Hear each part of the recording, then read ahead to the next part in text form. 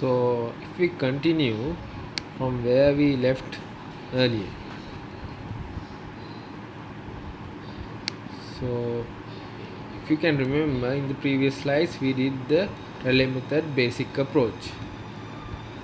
Now we will consider Rayleigh method improved approach.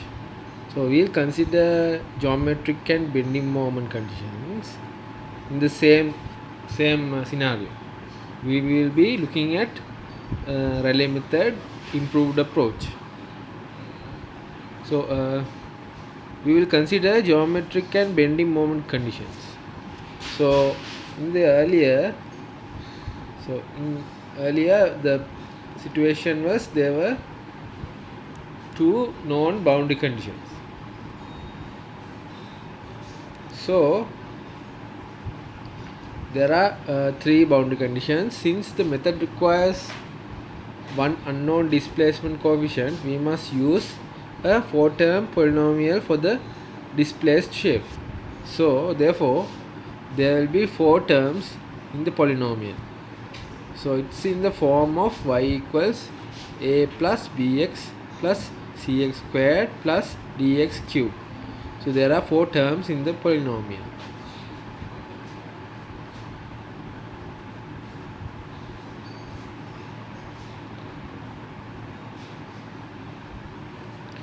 So if we apply the boundary conditions as before, y will be equal to 0 at x equals 0. Therefore you get, if you look at the earlier equation, a becomes 0. So at y equals 0, therefore a becomes 0. Then dy by dx at the left, the cornermost end is 0 because the slope and the deflection both are 0. So the slope is indicated by dy by dx, so it becomes 0 at x equals 0. So if you differentiate y equation, you will get b plus 2cx plus 3dx squared. So after substituting the x, you will get b becomes 0. Now we'll consider bending moment is 0 at x equals L, and noting that bending moment ei d squared y by dx squared we have. So y equals cx squared plus dx cube. If you differentiate it twice, you will get 2c plus 6dx.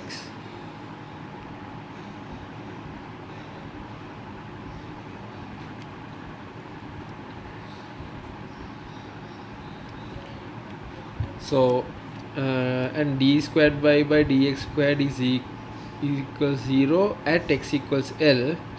Therefore, because the bending moment is 0 at the free end, so when you apply that parameters to the equation, you will get 0 equals 2c plus 6dl. Therefore c will be equal to minus 3dl. Hence y will be equal to minus 3dl x squared plus dx cube. So if we take the d out, you can write it as y equals d x squared minus 3l x squared. So it is the assumed displaced shape equation. So now if you use the displaced shape equation, if you differentiate it by twice, you will get 6d x minus l.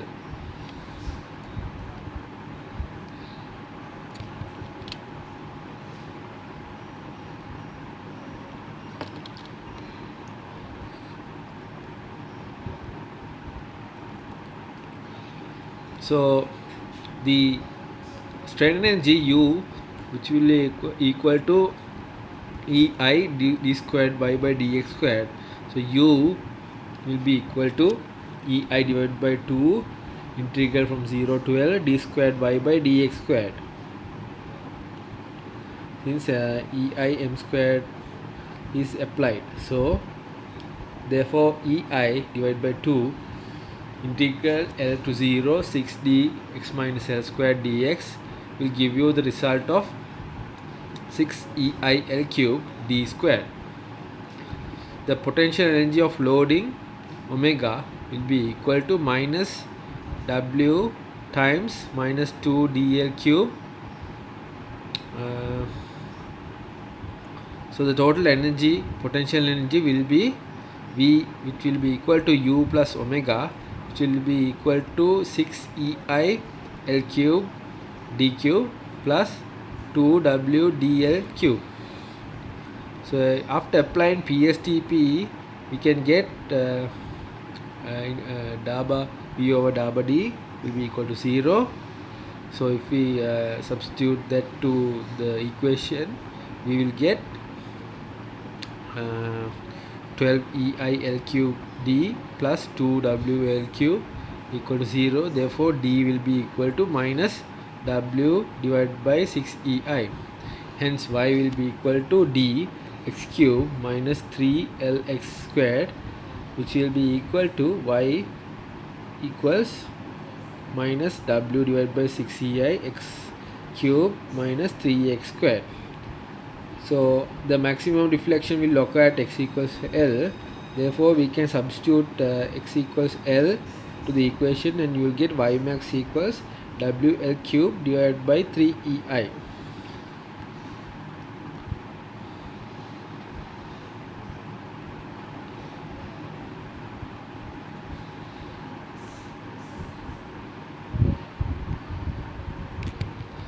Now we will consider Rayleigh-Ritz method. The Rayleigh-Ritz method is an extension of the basic Rayleigh approach and allows the use of any desired number of displacement coefficients. So we can use any number of displacement coefficients. In the earlier lesson, you might have identified that we use only one unknown displacement. But in Rayleigh-Ritz method, there is no restriction of displacement coefficients. So it is still essential to satisfy at least the geometric boundary conditions, but we are free to choose to satisfy any other. So we can apply both geometric as well as moments. But if you look at this Rayleigh-Ritz method, you have to satisfy at least the geometric boundary conditions. So it is better if you can get both of those boundary conditions, but we can use at least geometric boundary conditions. So let us see how we are going to approach this method. So you can see there's a cantilever beam and there's a W weight which is applied at the cornermost end.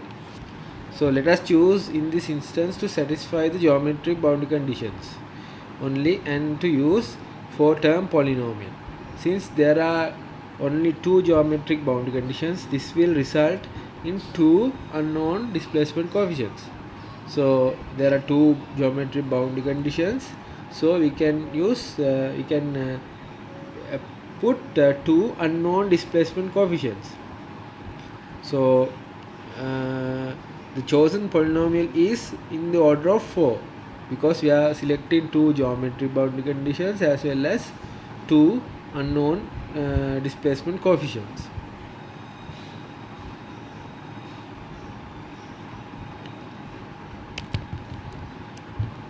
So after putting the geometric boundary conditions, we will get A which is equal to B which is equal to 0.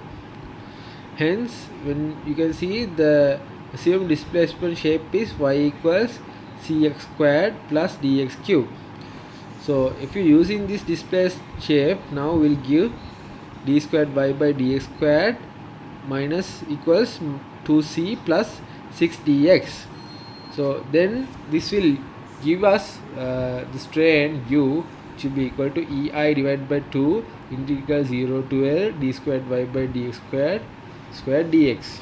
So after solving this, you will get ei divided to integral from 0 to L to c plus 6 dx squared.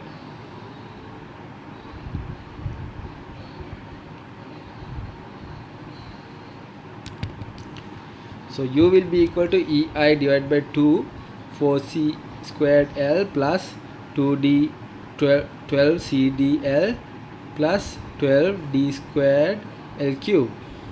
Now you will get the potential energy of omega, which will be equal to minus W into CL squared plus DL cube. So the total potential energy is V, which is equals to U plus omega, which will give you the U and addition of U and omega. So if you apply the PSTPE, you will get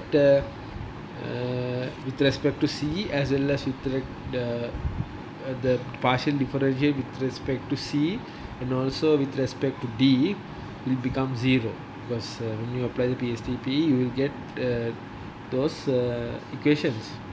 So after applying PSTPE you will get the equations. You can equate it to 0, then we can simplify these two terms in a matrix format. So basically what we are doing here is the partial differential with respect to C and with respect to D becomes 0. We take WL squared after the equal sign, and also WL cube to the other side of the equation. So it is only the EI part will be only available in the left hand side, and other side there will be WL squared. So we can write it in the matrix forms like this.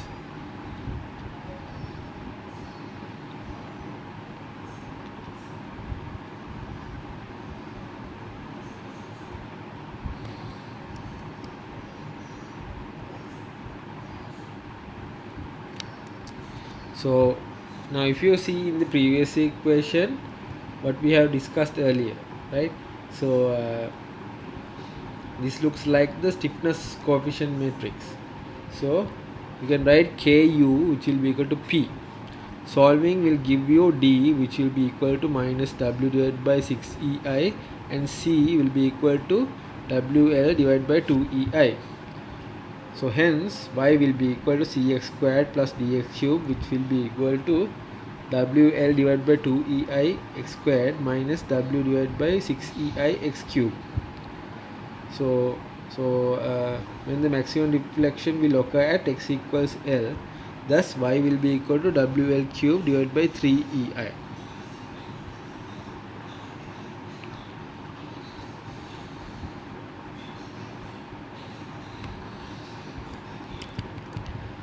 So let's see how we apply the Rayleigh and Rayleigh-Ritz method. So you can see this is there is a simple cantilever. We will discuss this in the next session.